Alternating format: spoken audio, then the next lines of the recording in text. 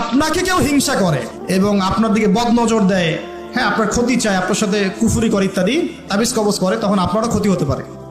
চোখ লাগলে, বদনজর হলে, তাবিজ কবজ, আপনার ক্ষতি হতে পারে। আর এই ক্ষতি থেকে আপনি বাঁচবেন কিভাবে? এটা তো আপনার হাতে নাই, তাই না? কেউ যদি আপনাকে হিংসা করে, এটা তো আপনার হাতে নাই, আছে? নাই। একটা উপায় হচ্ছে মানুষের থেকে নিজেকে যত পারেন আড়াল করার চেষ্টা করেন। এই যে বারবার বলি না, এত শোডাউনের দরকার নাই, ফেসবুকের দরকার নাই, অনলাইনের এই যে ছবি টবির দরকার নেই, এমনি এমনি বলি না। আমরা চাই যে মানুষ থেকে যতটা পারে আড়াল হতে, যতটা সম্ভব, কারণ এখন তো এর চেয়ে বেশি কিছু পাচ্ছি না। এতে ক্ষতি আছে, মানুষের চোখ লাগে। এখন আপনি বাঁচবেন কিভাবে? প্রতিদিন সূরা ফালাক, সূরা নাস, ইখলাস সকাল সন্ধ্যা 3 বেলা করে, সকাল সন্ধ্যা 3 বার করে সূরা ফালাক, সূরা নাস, সূরা ইখলাস। প্রত্যেক নামাজের পর আয়াতুল কুরসি, ঘুমানোর আগে আয়াতুল কুরসি, সূরা বাকারার শেষের আয়াত, সূরা মুলক।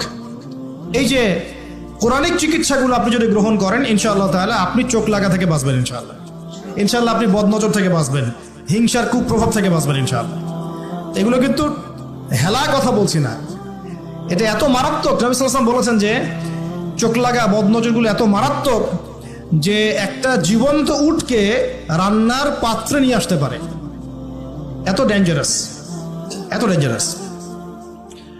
তো হিংসা করবেনও না, হিংসার শিকারও যেন না হন। এই জন্য সূরা ফালাককে বেশি বেশি তেলাওয়াত করবেন। কুল আউযু বিরাব্বিল ফালাক মিন শাররি মা খালাক ওয়া মিন শাররি